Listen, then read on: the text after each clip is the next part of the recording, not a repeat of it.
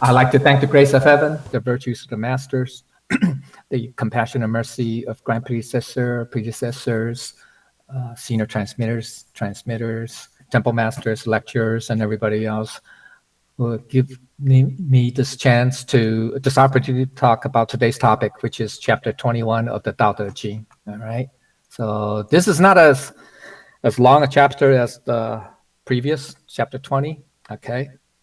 So this is about a medium length chapter. Okay, so chapter 21. It basically it's a follow on to chapter 20. All right, right. Well, if you remember from the last 2 weeks, chapter 20 talked more about what. The title is the essence of Tao, right? Okay. And it talks more about what makes Lao Tzu different from the other people. So not externally, right? So much. I mean, okay, but it's more spiritually. Well, internally, okay, spiritual, and it's because he recognized. Okay, he recognized and he understood the Tao that's within all of us. Okay, so.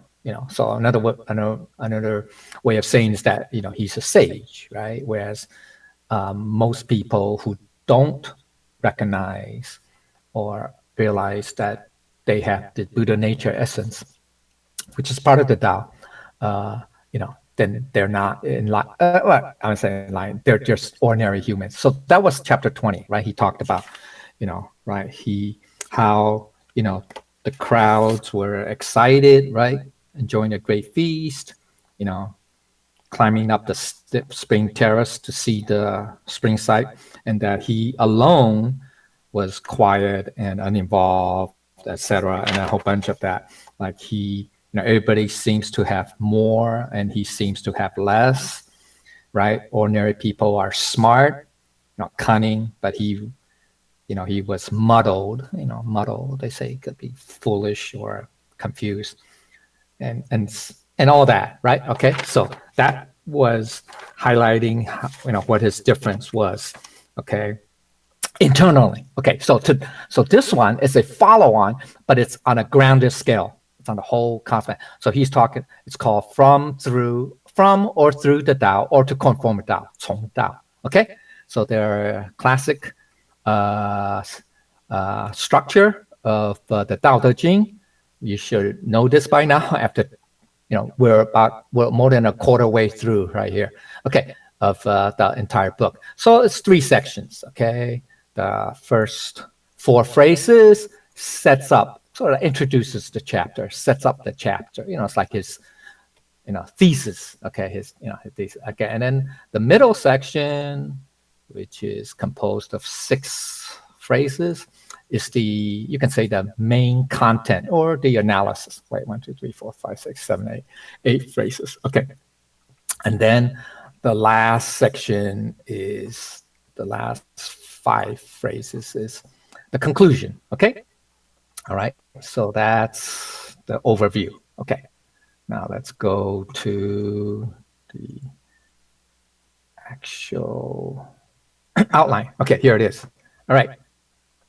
So the first sentence, the appearance of great virtue follows only the Tao. Well, you can say conforms with the Tao. Okay, similar. All right.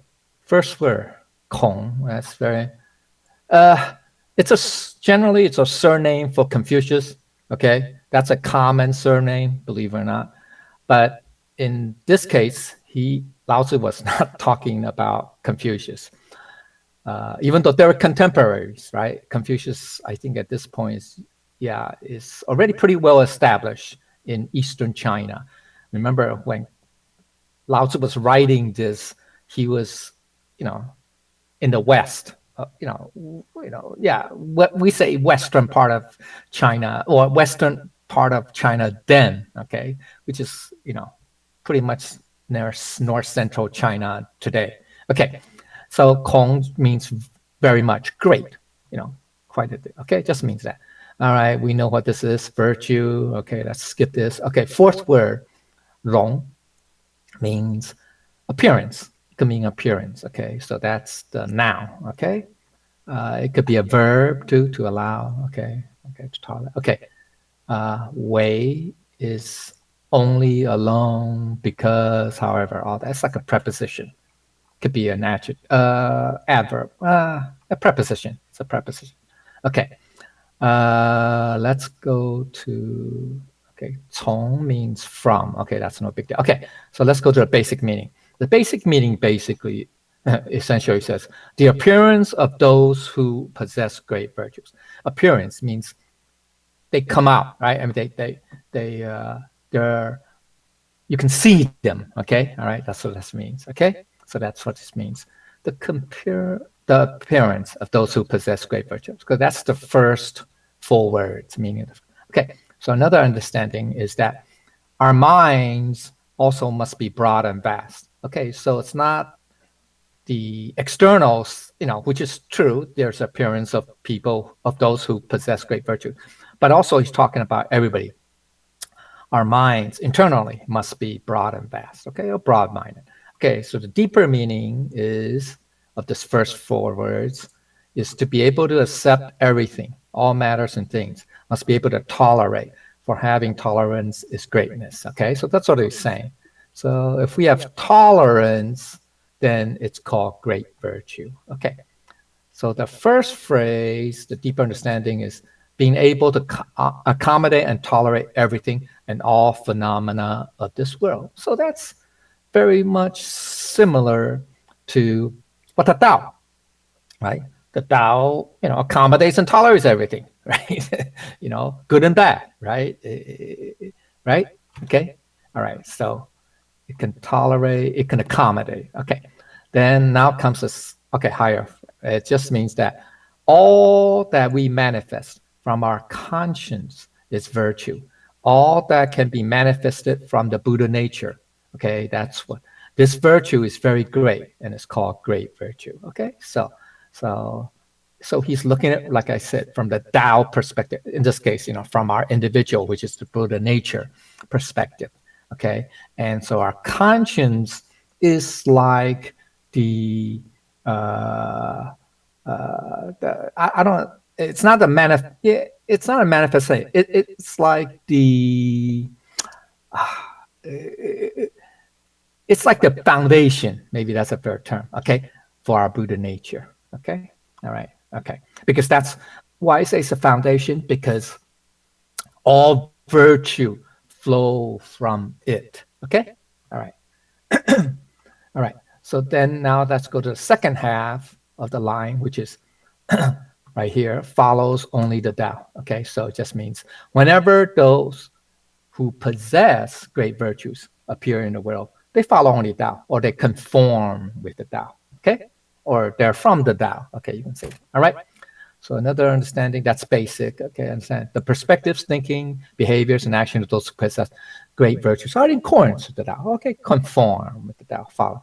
Okay, additional understanding is Lao Tzu wanted to highlight the Tao as a path, as the path to follow for people who are wise, that is, who have great wisdom, follow Tao. Yeah, so basically those people who have great wisdom are in accordance with the Tao, or conform with the Tao, or follow the Tao. Deeper meaning, need to be in accordance with Tao, to conform to the true principles, to be in accordance with the beginningless and endingless true mind of our Buddha nature. Yeah, okay. So that flows from the first phrase, which says that all what we manifest, right, it comes from the Buddha nature. And so therefore, right, if we're in accordance with the Buddha nature, the Indian event, it's being in accordance or conforming to the true principles, to be in accordance with the Tao. Okay, so the higher understanding, the Buddha nature, true mind that come into play are all virtues, right, because of the conscience, right? So we all have a conscience, but the essence of conscience is the Tao. I said foundation. Yeah, it's essence. You can say essence. Yeah, which is the Tao within us. That is the eternal, true Buddha nature mind. Okay. So the key point: by being broad-minded and accepting, just like the entire cosmic void, we are identical with heaven. Yeah, remember I say it's like the Tao accommodates everything. So if we also have a broad mind, right? Vast mind, we and if we accommodate everything, good and bad, we are similar, just like what the Tao is, right?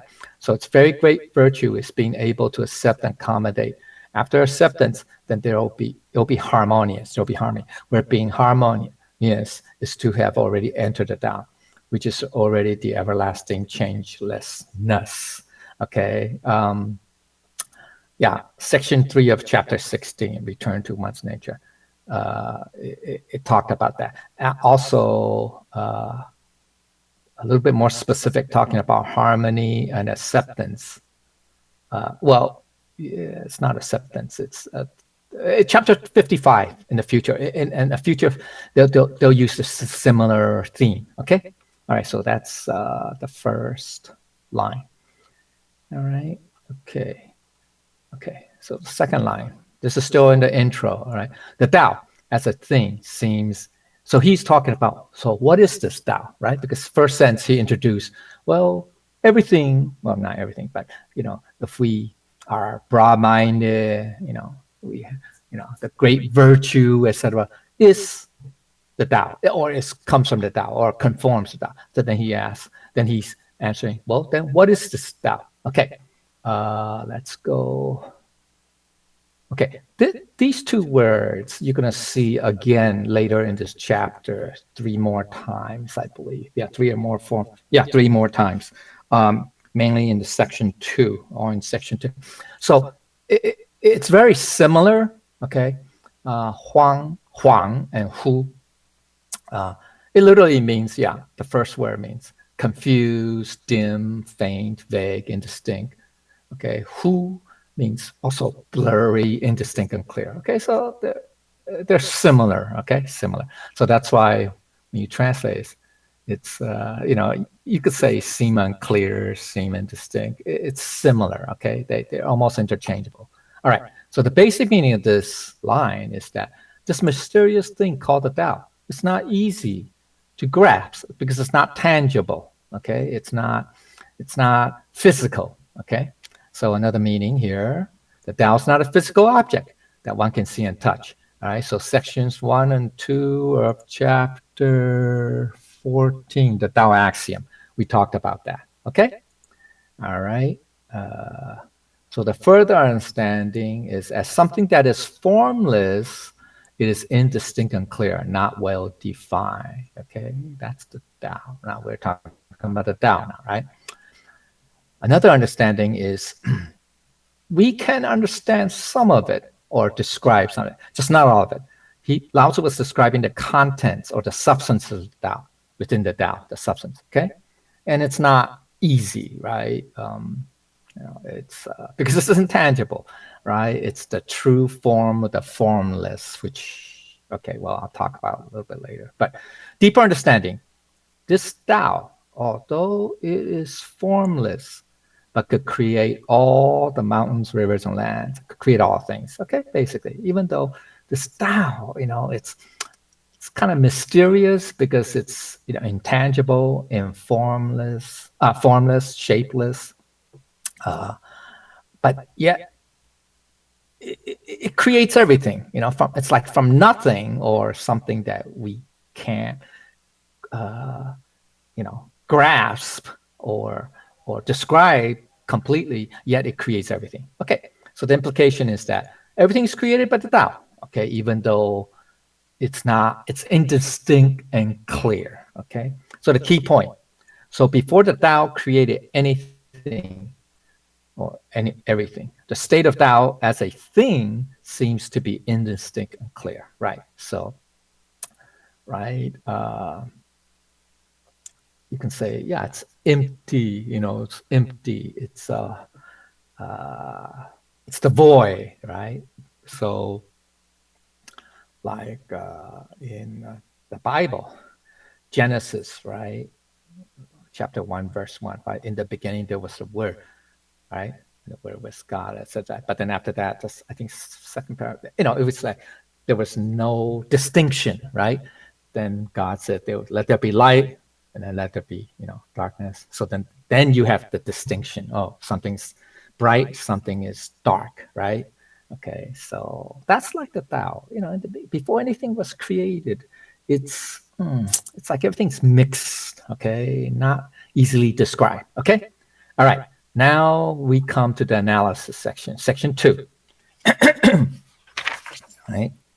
Which talks about, okay, what is this Tao? Okay, so once again, these two words again. Okay, so unclear, so indistinct.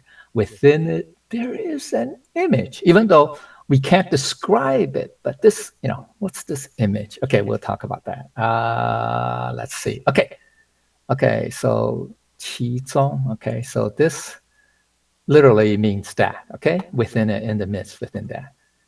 Okay, so the 相 means appearance. It can mean elephant, but in this case, obviously it means image. Okay, so the basic meaning of this phrase or this line is that the essence of Tao is simplicity, but it is far from simple-minded. This is the description of the substance of the Tao. Okay, yeah,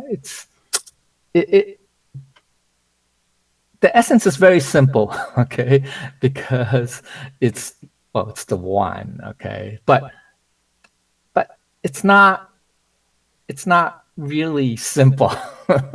All right, so it's like simple but profound. Okay, similar idea. Okay, all right, so this additional understanding. Okay, here it is.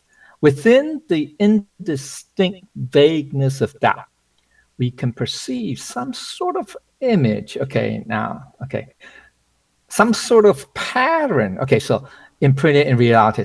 So because the image is still not very clear, because it could be like a shadow, it's like dark and white mixed together. But another way of saying, because that's talked to do about, that has something to do with, about tangibility, or, something that you can, you have a shape and form. But you can say there's some kind of pattern imprinted. Or let's see, for those in today, since computers and internet is ubiquitous, or universal. Think of this image is something like a source code. Okay, source code. So everything, all later on, all forms, all structures, all rules, even, you can say, yeah, or secondary principles, if you will, comes from that source code, right? So if you're, in computer science programming, behind every screen, every image, right, on the internet or on your cell phone, on the computer screen, there's a code, right, that's written to create that screen or that image, et cetera, et cetera. So that code is the source code, okay? Think of it as that. It's like that. But the source code is intangible because it's just a bunch of letters typed together, right? Or put into a logical string, right? Instruction set, you can say it's like instruction set. So this image is you can say it's the master code, the master instruction set, or the fundamental instruction set from which other codes, instructions, et cetera, come from it. Okay? All right. So we can see patterns that are reflected in nature, such as the cycle of life, cycle of beginning and ending. That is evident everywhere. Cycles of day turning to night, a night turning to day again, changing of the 4 seasons, et cetera, the yearly cycle, et cetera. Okay? All right. Okay. Now, it says in the midst, right? Okay. But there is another meaning, deeper meaning of this midst or center. It's this. The ancient usage implies, connotes or denotes as emptiness or void. Okay, 无空 or 虚空. It connotes non-duality or the absolute. Okay, so the last phrase of section 3, chapter 5, keeping to the void. I think I have that. Okay, here's, how come I don't have it? Section 3. Yeah, here it is. Okay, this is section 3. And okay, here. All right. All right. The zong. In this case, this is about keeping to the void. Okay, so not to the center. Okay. All right. All right. So it's the emptiness. Okay. All right. So it can mean all this. Okay. Well, okay. Well, that's part of it. Okay. All right. So that's chapter 5, which you should remember we all talked about. Okay. So it's all right. Okay. Then there's a deeper meaning of image. Okay. The image. Okay. It represents the essence of Tao. Okay. Recall chapter 14, section 2. Okay. This is chapter 14. How can I tell? Yeah. Okay. This is chapter 14. Come on. It doesn't. Where is it?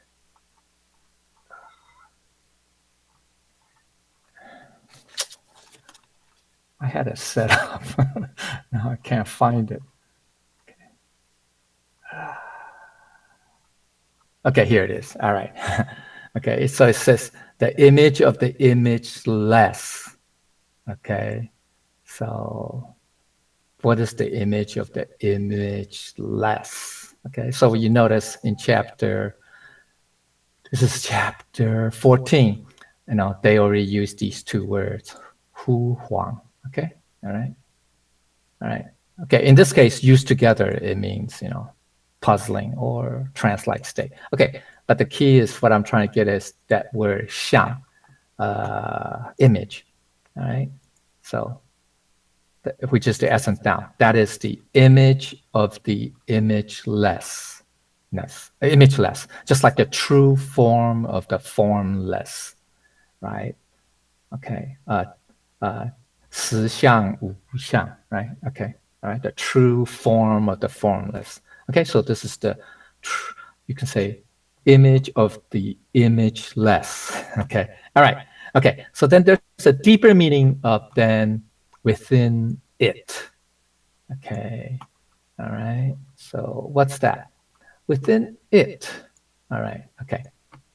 Within this indistinct and unclear state, which is the emptiness or void, there are a couple too. Okay. One is the fusion of non-existence, wu, and existence, you, as one, he yi, or oneness. Okay. And the second aspect is the true emptiness and marvelous existence, 真空妙有. That is the Tao essence. It's the Tao essence. So that's the true image, or the image of the imageless within this void. Okay, so what this signifies or significance is, in emptiness, there is existence. And in existence, there is emptiness. Okay, this comes from Avatamsaka Sutra. Okay, it's a key teaching. Okay, in that sutra. Okay, so this term and line are the keys to understanding this section and chapter. Okay, appear 3 more times. Okay, so this phrase. Okay, all right. Okay, within it there is something. Okay, all right. So it just implies that this it is this. Okay, so within this emptiness there is something. This. Okay, something. Okay. All right. All right. Okay, so the deeper understanding of second phrase. Within the void, there's the essence of Tao. Okay. All right. Deeper meaning. But all the mountains, rivers, and lands, though, all the myriad phenomena, all the sentient beings are all in this kind of indistinct and unclear state. Within the unclear and indistinct state, or within it, all inside this formlessness. Okay, so just like saying, in emptiness, there is existence. Okay. However, okay, the deeper understanding is that, okay, the contents or the objects within the Tao at this time, even though there are still no mountains, they're not formed yet. Okay, so sentient beings also come down they're not formed yet, but they'll come into existence or into form due to karmic causality. Okay, all right. So everything is, that has not come into form or existence yet is still within the Tao. Remember I said that it's that master code, that source code. It's there. Okay. It just hasn't formed yet, or we say come into existence. And that's due to karmic causality. The karmic or the causal effects, the cause and result. The causes are there, but it hasn't come into effect yet. Okay. All right. So just like, the I Ching, the combination of the 64 hexagrams represents all physical existence. Everything's already contained within the void. Existence is already within. Okay. So in emptiness, there is existence. Okay. All right. So the implication, because it's formless, so it's difficult to describe, but within it, there is phenomena.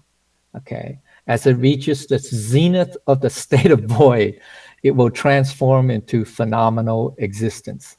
It just means after a certain time. So there's a cycle, if you will. Okay. Remember that pattern we talk about? Okay. So there's a pattern. There's things happen in cycles, maybe. That's another way of saying. Okay. So as the state of void, which is that, indistinct, unclear, all that mixed up thing, indescribable state, it'll reach a peak, if you will, a certain time, if you will, okay, then it will transform. And that's because of the causality, okay, due to the cause and effect, okay, all right, because, effect takes time, okay, the result takes time, right? Well, some results takes more time than others, right? So, okay. Okay, so that is the void. That is the void transforms into the supreme ultimate. So Wuji becomes Taichi. So first is before Wuji, okay? Then Wuji then becomes Taichi, okay? And still Taichi at that point is still not completely shaped or have form, okay? It's only when the Taichi, the supreme order, transforms into complementary duality, 两义. Okay, that's the yin and yang. Then this complementary duality, which is yin yang, then further divide into two pairs of duality, 四象. Okay, so each duality, if you will, the yang and yin, also has a duality, has a pair. Okay, then the two pairs becomes 4. Okay, times 2, right? So 1 times 2, 2 times 2 is 4, which then combines with itself, okay, to transform to 64. It's 4 times 2 is 8, then 8 times 8. Okay, this is 8, right? 2 pairs of 4, that's 8, right? So 2 times 2 is 4, 4 times 2 is 8, then 8 squared, because it combines with itself, or permutates, okay, within the, itself to transform to 64 hexagram. So this is an example of the progression of 2. Okay, that's just the I Ching. Okay, there's also the magic square, the 3 by 3. Okay, which contains the numbers 1 through 9.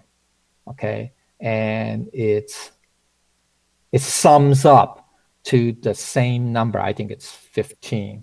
Okay, in every direction. The 3 by 3 square. Okay, box. If you horizontally add it up or vertically add up the, each line, or you do it diagonally, it adds up to 15. So, that's another example. That comes from I Ching too. Okay, that's a modern day example or use of that is, even though it's a little bit more complex now, it's called Sudoku or something like that. Sudoku. Anybody play that? That's a number square, right? Okay, so the 3 by 3 is the smaller magic square. Okay, that's possible. All right, then there's 4 by 4, 5 by 5, etc., etc. Okay, all right, so the key point. All phenomenal existence is its appearance between the original state of void, right, and its later return back to the void, right? So it's that period between first void and then the next void or the next, void or disappearance. Okay, so existence is that interval. Okay, it's that interval between, coming from the void and going back to the void. That's what existence is, right? Or phenomena, you can say that, right? Existence is broader, phenomena is a little bit more specific. Okay, the Tao may be instinct and clear, but when we observe it, we can perceive image, which is the image of the patterns that is embedded within nature, within existence, within reality, within phenomena. Okay, so that's the last section of chapter 14. Okay, which is, here you go. Okay, it's talking about the Tao axiom. Okay, alrighty, all right, so, which is basically this. Okay, all right, okay, all right, okay, so that we done with that. Okay, okay, so that's the first, you can say sentence, like, first partial sentence of section 2, the analysis. Then there is 3 more statements, I think, that follows. Yeah, 5. Yep. 1, 2, 3. Yes. Okay. So next one, next phrase. It's so indistinct, so unclear. Within it, there is substance.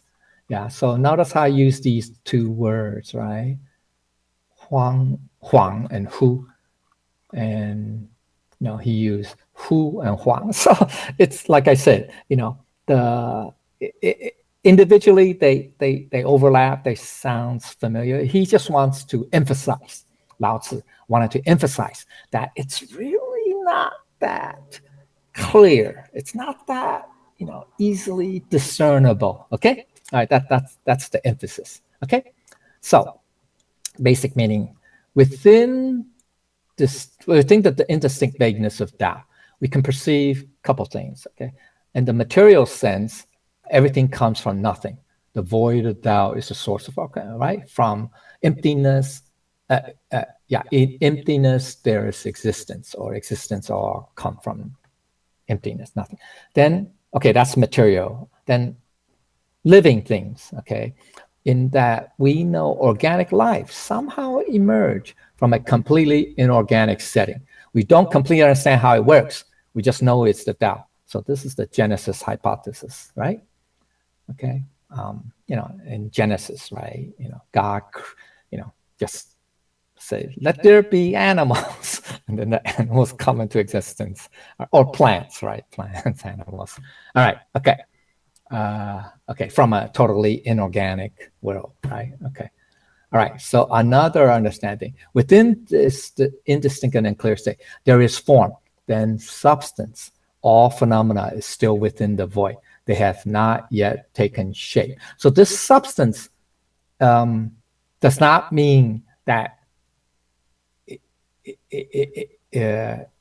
it's taken shape yet. It just means that there is like some kind of substance, okay, something that's within this void, okay, that's going to turn into phenomena or existence, okay. All right. So the deeper meaning of the second phrase is that, right, okay, within this void there is phenomena or substance. Deeper understanding, okay. All the mountains, rivers, and lands have not formed yet. They are only within the void. Only after incubation will they take form and come down. It means take some time. That means the causal effects have to play out, right? Okay, so you can say within this emptiness or void, the seeds or the causes of all phenomena is already there. Like I said, remember it was like the source code or the master code. It's already there. You can say it's already written, or so, okay, it's already taken shape. The master code. It's already being written down or being coded, but it still has to take some time. It still has to allow for the causal effects to take place. Okay, so that's what I call it incubation. Okay, Xunyang, that's literally means to incubate, okay, or to ferment, okay. So then after the cause and effect plays out, then you'll take form and come into existence, okay? That's what, all right.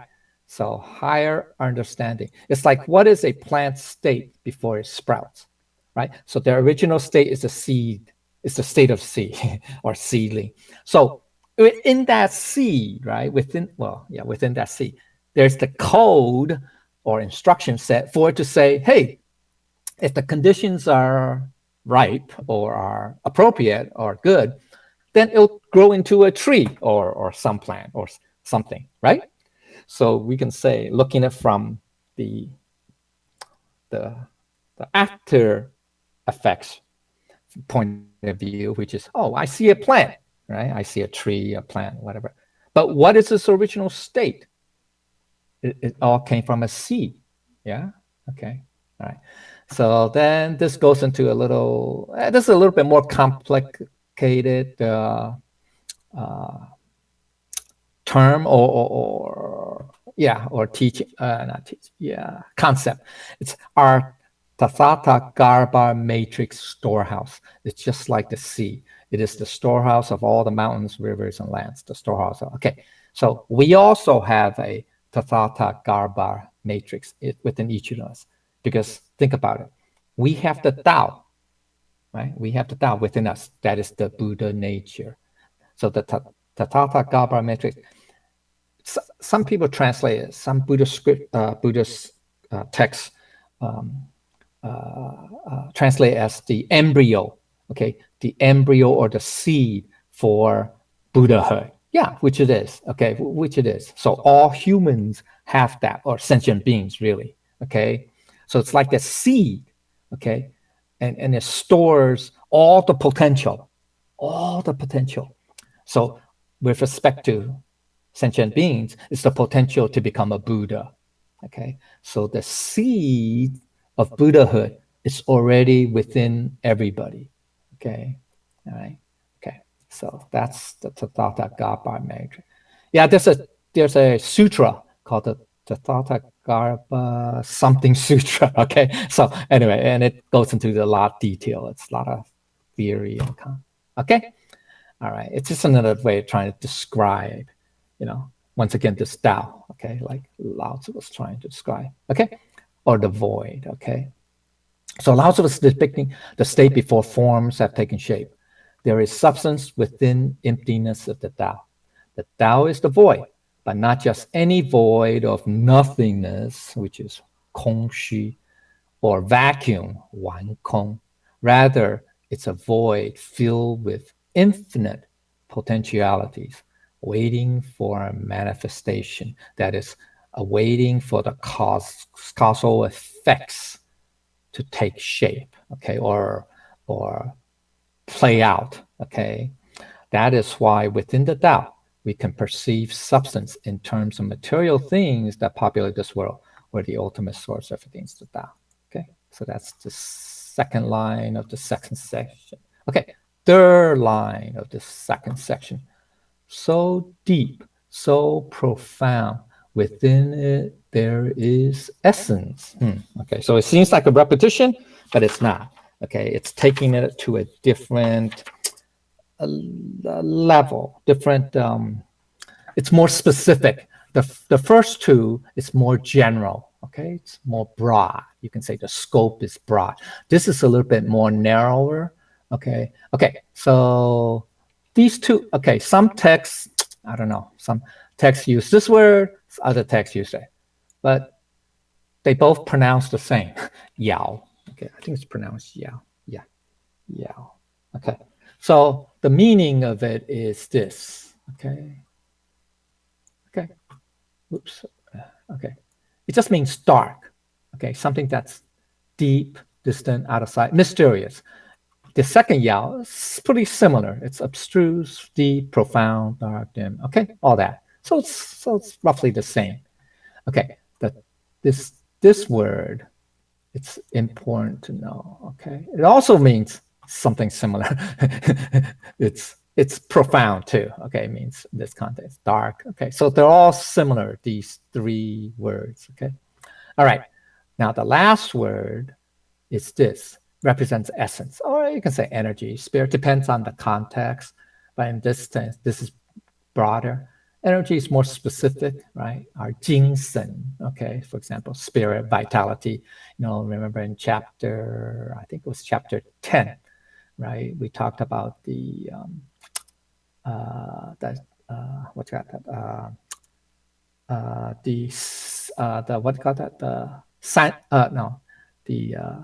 The three, what's that? Hun, I don't know, spirits and it was it three? Yeah, and the what's that? Seven vitalities, po, right? Okay, it all stems from this. Okay, basic meaning. All right, so by using two different characters with similar meaning, that's we're using either this or this, okay, or this or this, okay, followed by explanation.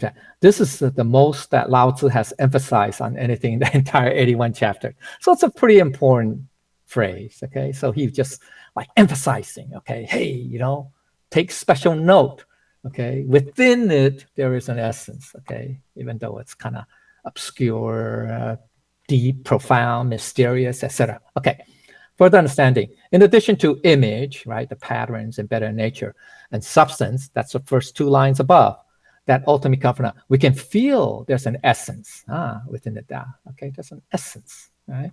So the deeper meaning is, well, how can we feel that there's an essence? Because we have the Buddha nature essence. Okay, all right. Okay, so then the deeper meaning of this second phrase, right, is, okay, within this void, there is the Buddha nature essence, which is part of the Tao essence. Remember the first two lines above? We talk about the Tao essence. Now he's getting a bit more specific. So, what's the big deal? Tao essence and me, no relationship, no relevance. Wrong. He's saying that, no, us too is also part of the Tao, which is because we have that Buddha nature essence. Okay? All right. All right. So the deeper understanding of the essence is the changeless essence, also called eternal essence or awareness. Ji. Okay, that's the term. Okay, then I'm leading this to this phrase. Okay, similar to the oneness of essence and manifestations. That's not the literal translations, but the eternal essence is always present while in constant manifestation. So literally, it just means in stillness, there's constant illumination. Zao is illumination. Okay, this word, means constant or perpetual or permanent.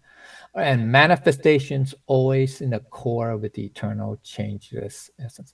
So literally in illumination, there's constant stillness. Okay. Now, if you look at this phrase, it's very similar to the first line of this section 2, which is, in emptiness, there is what? Existence. Right. So this is more specific. It's more poetic, if you will, right? Okay, in stillness, there's constant. Okay, so it's similar to parallels to, in emptiness, there is what? Existence. Similarly, in existence, there is emptiness. Okay, so it's just taking it down to a more specific case, or this is more poetic. Okay, all right, but it's the same concept. Okay. Where are we? Okay, so all the functions and applications of the essence are the functions within phenomena in harmony with karmic affinity, 随缘自用, also called the manifestations of the essence or illumination. Both essence, 即, and manifestations, 造, are at one or concomitant in essence and existence. So they are that one, okay? They are simultaneous, if you will, if you can call it that way, okay? So it's not just emptiness or not just existence. It's somehow both at the same time, even though they're not the same, Okay. All right. Okay.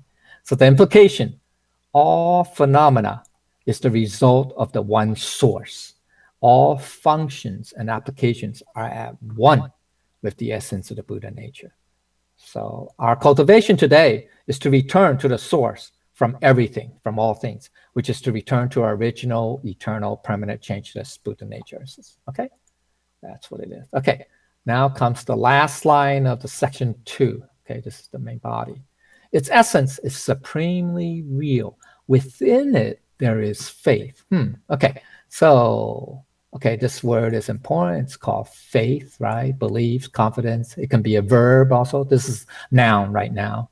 Okay, but it also can be a verb. All right.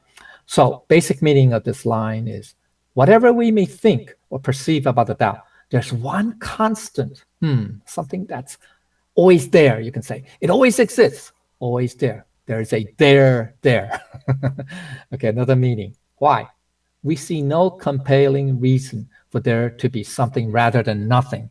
Reality has a way about it. The universe has a way about it. So it's quite real. So everything has, you can say, a way about it. You know, remember we talked about the pattern way in the beginning, right, at this section.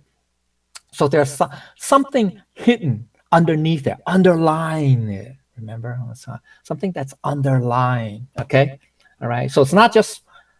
Remember, I talked about it wasn't just nothingness.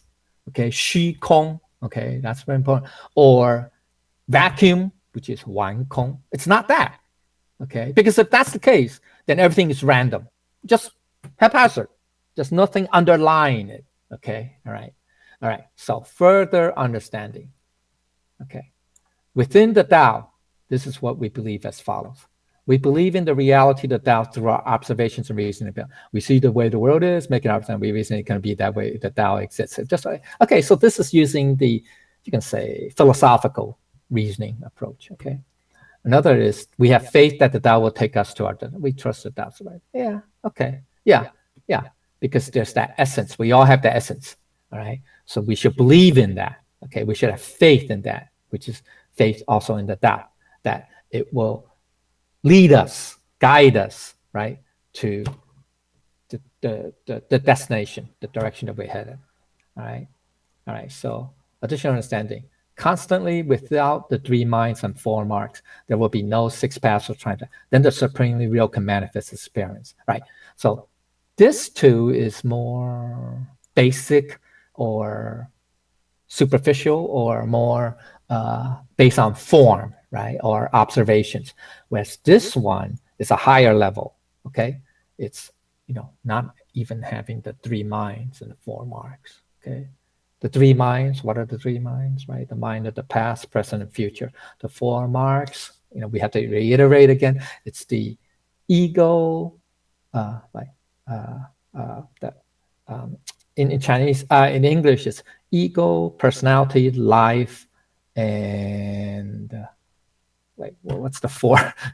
Personality, life, not existence, life, ego, personality, being and sentient being. Okay, so it's those four. Okay, all right. These are four false marks. Okay, or marks of existence. That's what they call it. Okay, all right. These are the four. So we should not have these. Okay, because these are all false.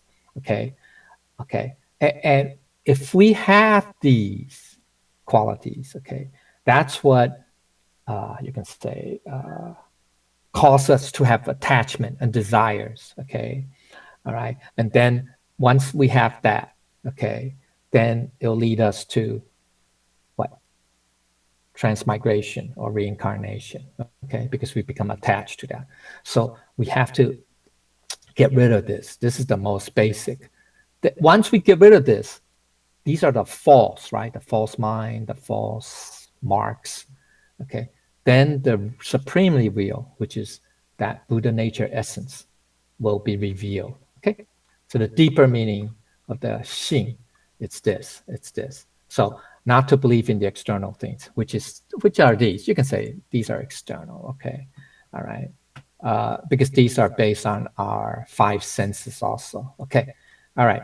So once we don't believe in these, but rather we believe our own Buddha-ness. That's the deeper meaning of the faith. Okay, we say faith. Faith in not any particular form or object, external form or object, but rather, or even our mind, even, okay, our intellectual mind, the sixth and seventh consciousness, okay, but rather in our Buddha nature, okay? So the deeper meaning is within this void, there is manifestation of faith from our Buddha nature essence, okay? Okay, so faith is not an object or it's not an essence. It's not. It comes from that essence, okay? So you can say it's a manifestation, a quality, okay? Further understanding, here it is. The more at one with our Buddha nature, the greater the faith. The less at one with our Buddha nature, lesser the faith. So faith is a manifestation of the Buddha nature essence, one of the innate qualities of oneness, okay? The higher understanding. Because the faith resides in the center, uniting the four poles, 统四段, which represents benevolence, which is the east, okay? Righteousness, the west, propriety, the south, and wisdom, the north. So it unites. Faith is in the center, okay? This is from the, also I Ching, as a matter of fact, it's also part of the Confucian theory, okay, of the 5 constants of human, or Buddha nature, of our human nature, or true self, okay? They don't use Buddha nature, they say true self. Okay, so the deeper understanding, because faith is the mother of virtuous merits, the Tao source, okay? It's in the center, okay? So the implication is without the 3 minds, there will be no form arts. Then we can be in the moment, which is eternal, true Buddha nature mind. In the moment, no time, no space. That's the 3 minds are. The marks are in space, right? Because these are external forms, right? So there's no space, no time. Timeless and formless. That's the eternal Buddha mind, okay? Buddha nature mind. So the key point. So if there's no faith, there's no way for us to return to our Buddha nature essence, okay? So that's very important to have that faith. Okay. Hey, is my microphone making other sounds, Ty? I got that message. No. Got that message. Okay, that's the end of the second section, okay, which is right here, okay, which is this, okay, so we finished it. Now we're in conclusion. So my hour is almost up, right? Okay. All right, so we're now in conclusion. Okay, let's talk about a conclusion. All right. Here. Okay. All right. So from ancient times to the present, its name never goes away or never departs. Some people translate that. Okay, let's go to here. Basic meaning. Talking about the Tao since ancient times, from times of prehistory of the 3 emperors and 5 sons, today, the Tao still continues to exist. So another meaning is, after written history with the rise of human civilization, its name or label, the Tao, was given a name, so it continues to exist. Further understanding, the Tao has always existed from the beginning of time to this day and will continue on for eternity. So it will never disappear. That's why I said never go away. It says its name, okay, that's its a label. It's the Tao. Okay, deeper understanding of name. By means of its name, we can enter into true form. So basically, it's like saying 借假修身. That means, we use this label or name, which is a false form. But with that, we can enter the true form, okay? The Tao, in other words, okay?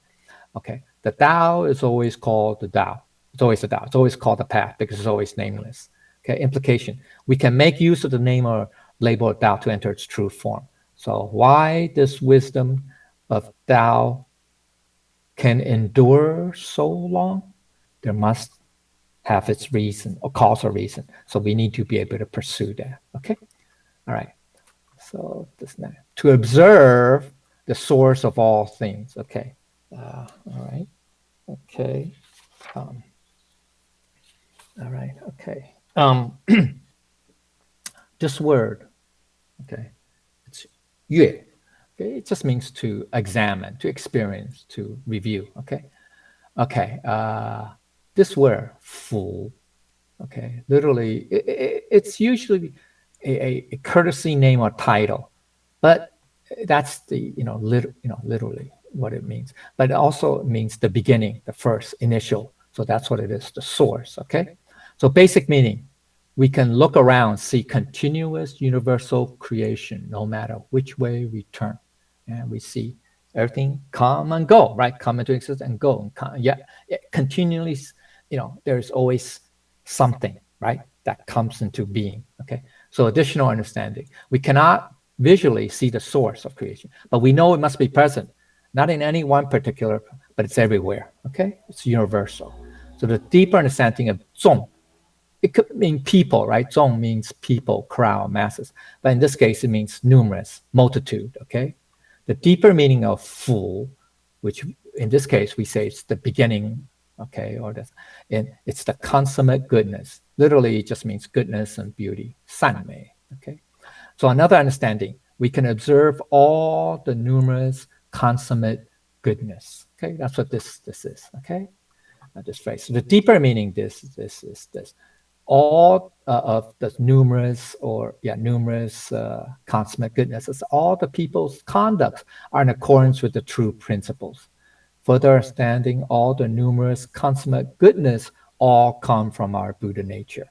The higher understanding is if we're able to completely manifest our conscience, then it can already achieve numerous concepts. That's how it is. Okay, that's how we can observe all the people's conducts in accordance with the trend. Because if they completely follow their conscience, which is from their Buddha nature, then everything, all goodness can be achieved. Right. So implication in daily living is that completely using our conscience to deal with people and matters. It's called to observe the source of all things. Okay, so the sage, the enlightened beings, they don't use their discriminating mind or intellectual mind, right? Just like previous chapter, the dualistic knowledge to deal with people and matters. Okay, that's the difference between sages and sentient beings.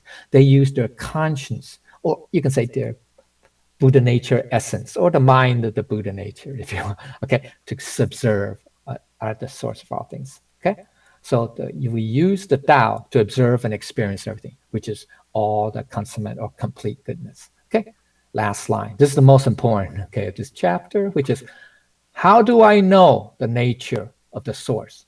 With this, with this, or with, well, I don't want to give it away, but it just means with this. Okay, it literally means that. Okay, yeah, the last word means this. Okay, this, these. Okay, this. All right. So basic meaning. How do I know all this? How can I be so sure about the nature of the ultimate source? With this. All right. So the key lies in fully comprehending the full scale of what this is. So what exactly is it? The deeper understanding. Knowing this leads us to knowing the nature of the source, which is the Tao. The deep meaning of this is, here it is. It's the source or essence of the void, which is the source of everything. Okay, okay. Deeper understanding with this is this. This is what I was getting at. This is the present moment. It's a reference that points directly to this moment in time, this instant, right here, right now, also known as in the moment. All right. So what is in the moment? It can have all this. I mean, okay. One is having present moment awareness means being mindful of the richness inherent in every moment, including the one you're now experiencing, John. You regain your freedom from negative emotions, which come from regret of the past or fear of the future, rather than living fully in the present. That is no more three minds. So if you are able to calm down, deal with the chaos around you peacefully and effectively, you can feel and directly connect to the Tao that is omnipresent. And that is how you know its nature. So you have to be in the moment. Okay, that's what it means with this. It's more than that, but anyway, okay, it's a little bit deeper than that. Okay, deeper meaning, how do I know the nature of the source? With the Tao, from the essence of the Tao, which is our Buddha nature essence. So the higher understanding is, how does Lao Tzu know the source, know the nature of the source of everything? By manifesting our eternal Buddha nature essence. Remembering within it, there is an essence. So if we can do this, if we can display or show out the essence, then that's it. You are congruent. You are following. You are conforming with the Tao. That's why you know everything. Whereas other people who do not recognize or even realize that they have the Buddha nature, they just follow their what? Their dualistic mindset, right? Their habits, their et cetera, right? They're not going. That's not congruent. That's not in conformance with the Tao. Understand? Okay, so that's why people, ordinary people, do not know the nature or the source of it. Okay, so implication. Why is it possible to achieve the consummate goodness? Okay, remember that's the second part. From the truth or true principles, from our Buddha natures. This is a reference that points directly to the one or oneness of our Buddha nature and physical selves on the personal level, to the Tao essence and the cosmic void on the grand or cosmic scale, right? That's the substance in section 2, right? Talked about the oneness or the one, the this in the moment of our Buddha nature and our physical self. That's at a personal level, right? You can say at the micro level, if you will. And yet also it's parallel to or congruent to the Tao essence and the cosmic void, right? That's at one, that's oneness. So the key point. So because it's just like this, with this from or through the true principles of Tao, there will be no deviation because they all come from the Tao, which is the title of this chapter. Okay, that's it. I finished. Anybody questions?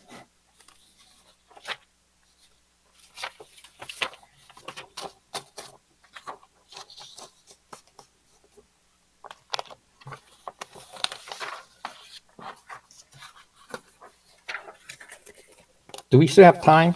Somebody was supposed to share, right? Or tell a story? Yeah, okay, yeah, if there are no questions. Yeah, Transmitter Lin, I think he had some story to share. Okay. There are stories in the section 2 that I could tell, but I don't have time, so I don't want to tell. It has to do with not causality, sorry. People call, when I was talking about the patterns, right? The source code, the master code. Think of the examples would be like the Fibonacci series, or more the golden mean, right? The Greeks. So this is not just the Chinese. Laos is talking about this, this pattern in nature, right? The Greeks talked about it in the golden ratio. The Fibonacci series is actually from the ancient Hindu mathematical theory. And chaos theory, everybody heard of that? Or fractals. As a matter of fact, fractals, they say nature mirrors fractal. You know that? Fractal geometry, right? Yeah. All right, I'm finished. Okay, so if there are no questions, I'd like to thank the grace of it, the virtues of the masters, and the compassion and mercy of transmitters, temple masters, lecturers, everybody here to give me this opportunity. And if I haven't said anything that's correct, I ask for Buddha's and Lao's forgiveness. Thank you.